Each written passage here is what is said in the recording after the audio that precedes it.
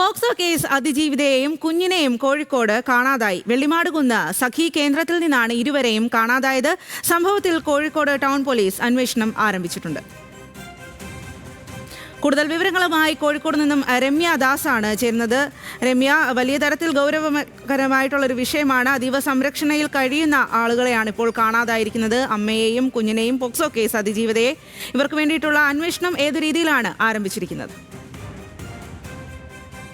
സ്വാതി, ഇന്നലെ 9 മണിയോട് കൂടിയാണ്, രാത്രി 9 മണിയോട് കൂടിയാണ് ഇവരെ കാണാതാകുന്നത്. നിലവിൽ പോലീസ് ഇപ്പോൾ റെയിൽവേ സ്റ്റേഷൻ, അതുപോലെ തന്നെ ബസ് സ്റ്റാൻഡ് തുടങ്ങിയ സ്ഥലങ്ങൾ കേന്ദ്രീകരിച്ചുള്ള അന്വേഷണത്തിലാണ്. CCTV ദൃശ്യങ്ങൾ ഉൾപ്പെടെ പരിശോധിക്കുന്നുണ്ട്. അതായത് ഈ പോക്സോ കേസിൽ അതിജീവിത പരിഗണന നൽകി കോഴിക്കോട് വനിതാ ശിശു സംരക്ഷണ കേന്ദ്രത്തിൽ താമസിച്ചു വന്ന ഈ 17-കാരിയെയും കുഞ്ഞിനെയുമാണ് ഇപ്പോൾ കാണാതായിട്ടുള്ളത്. ഇവർ സ്വമേധയാ ഇവിടുന്ന് ഇറങ്ങിപ്പോയതാണ് എന്നതാണ് പോലീസ് നൽകുന്ന വിശദീകരണം. അതായത് കുന്നമംഗലം പോലീസിന്റെ നിർദ്ദേശത്തിലായിരുന്നു പെൺകുട്ടിയെയും ഈ കുഞ്ഞിനെയും ഇവിടെ താമസിച്ചു വന്നിരുന്നത്. 5 ദിവസങ്ങൾക്ക് മുന്നേ ഈ കുട്ടിയുടെ പിതാവ് കോട്ടയത്താണ്.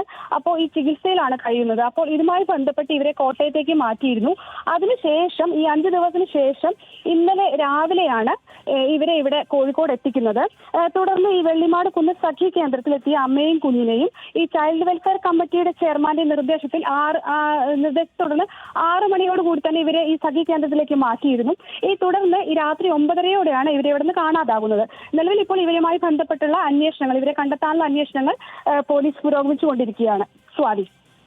ശരി രമ്യ, പോക്സോ കേസ് അതിജീവിതയെയും കുഞ്ഞിനെയുമാണ് കോഴിക്കോട് കാണാതായിരിക്കുന്നത്. വെള്ളിമാടുകുന്ന് സഖി കേന്ദ്രത്തിൽ നിന്നാണ് ഇരുവരെയും കാണാതായത്. ഇരുവർക്കുമായിട്ടുള്ള അന്വേഷണം ഇപ്പോൾ ആരംഭിച്ചിരിക്കുകയാണ്.